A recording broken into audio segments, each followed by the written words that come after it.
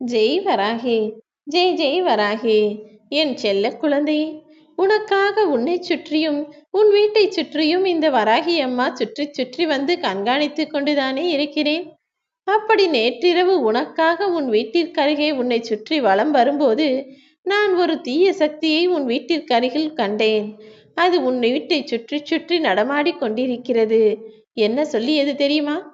அது என்னதான் இப்போது தீய சக்தியாக தீய ஆத்மாவாக இருந்தாலும் கூட அது ஏதோ ஒரு நல்ல எண்ணத்தோடு தான் உன்னை சுற்றி வருகிறது.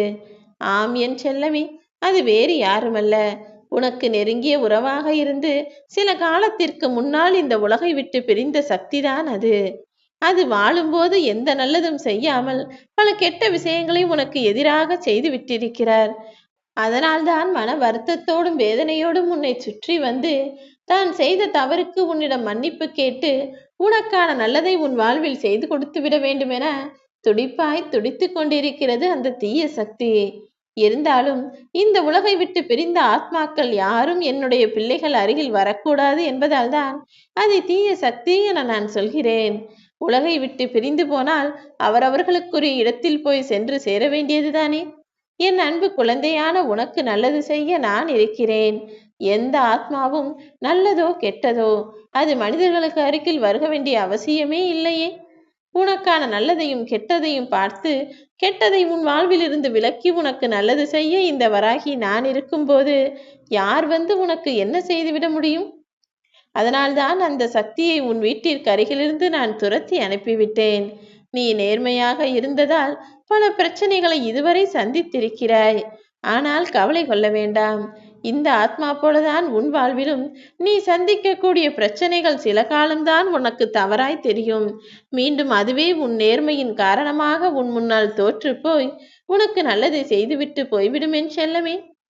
எதுவாக இருந்தாலும் உன் வாழ்வில் நீ பார்க்கக்கூடிய எழுச்சியோ வீழ்ச்சியோ எதுவாக இருந்தாலும் எதை கண்டும் சோர்ந்து போகாதே. எல்லாமே சில காலம்தான். 100 ஆண்டுகள் வாழ்வதைக் காட்டிலும் ஒரு நாள் வீழ்ச்சியையும் எழுச்சியையும் பார்த்துவிட்டு வாழ்ந்துவிட்டு போகலாம் அல்லவா? மனிதர்களின் வாழ்க்கை என்றால் கவலைகளும் எண்ணங்களும் சோகங்களும் பேராசையும் கோபமும் அறியாமையும் வெறுப்பும் எல்லாம் இருக்கத்தான் செய்யும். ஆனால் எதை எந்த இடத்தில் வைக்க வேண்டுமென நீதானே தீர்வு செய்ய வேண்டும். எண்ணங்களுக்கு உயர்ந்த மதிப்பை கொடுக்கலாம்.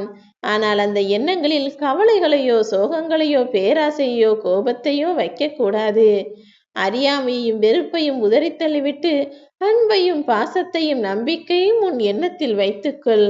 உன் எண்ணம் மூலமாக தான் உன் வாழ்க்கையே மாறப்போகிறது.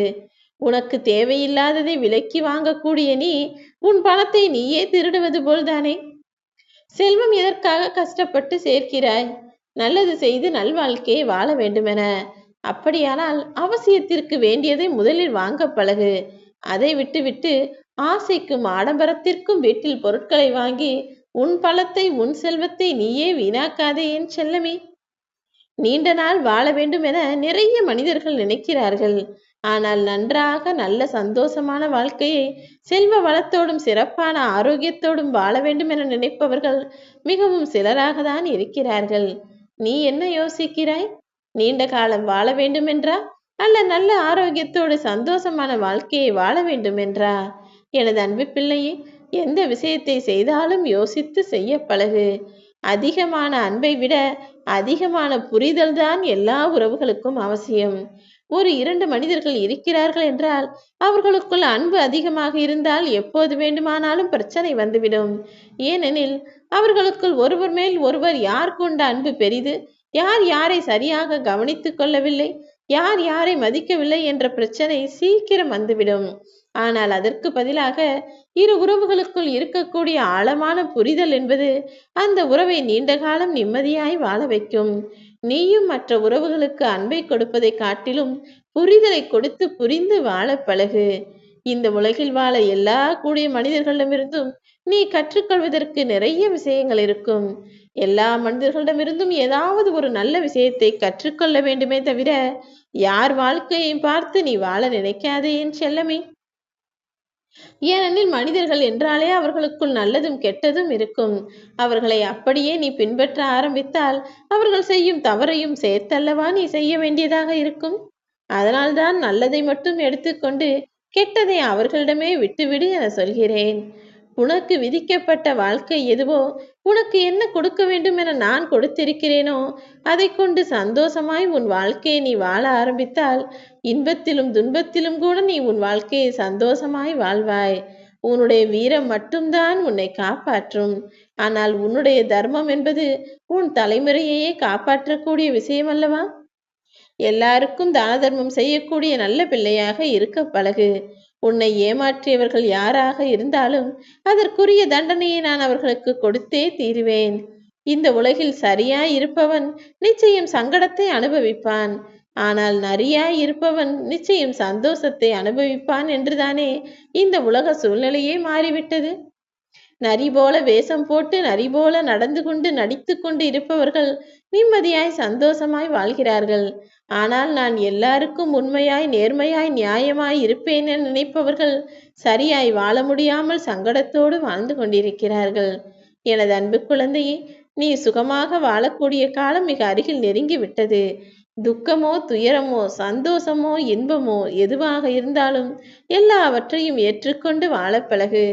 ஏனெனில் மனித வாழ்க்கை என்றாலே இன்பமும் துன்பமும் மாறி மாறி வந்து கொண்டுதான் இருக்கும்.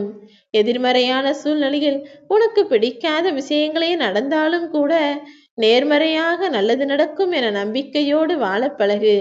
நிச்சயமாய் நீ வெற்றி பெறுவதற்கு இந்த வராகி தாய் நான் துணை இருப்பேன். எதிர்மறையான சூழல் வந்துவிட்டதே, எல்லாமே நான் நினைத்ததற்கு எதிராகவே நடக்கிறதே, நினைக்கிற விஷயங்கள் எதுவுமே நடந்து முடிய மாட்டேன் என்கிறதே என வருத்தப்பட்டு வேதனைப்பட்டு காலத்தை வீணாக்காதே.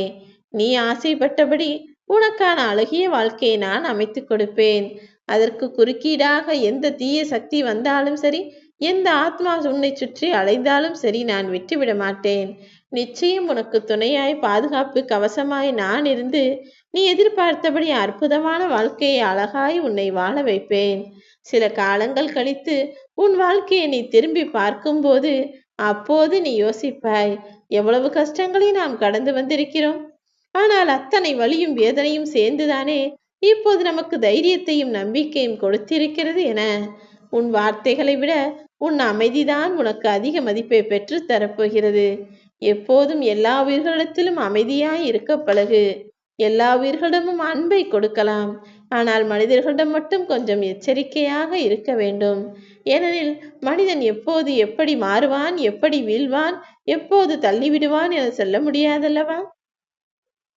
நீ பட்ட அவமானங்களையும் கஷ்டங்களையும் மூலதனமாக நினைத்து கொண்டால் அதன் மூலமாக உனக்கு கிடைக்கப் போவது நிச்சயம் லாபமாக மட்டும்தான் இருக்கும். நீ எதிர்பார்த்த லட்சியங்களையெல்லாம் அடைவதற்கு நீ பட்ட அவமானமே ஒரு உத்வேகத்தை கொடுக்கும் என் செல்லமே. உன்னை அவமதித்தவர்கள் முன்னால் நீ உயர்ந்து செழிப்பாய் வாழப்போகிறாய்.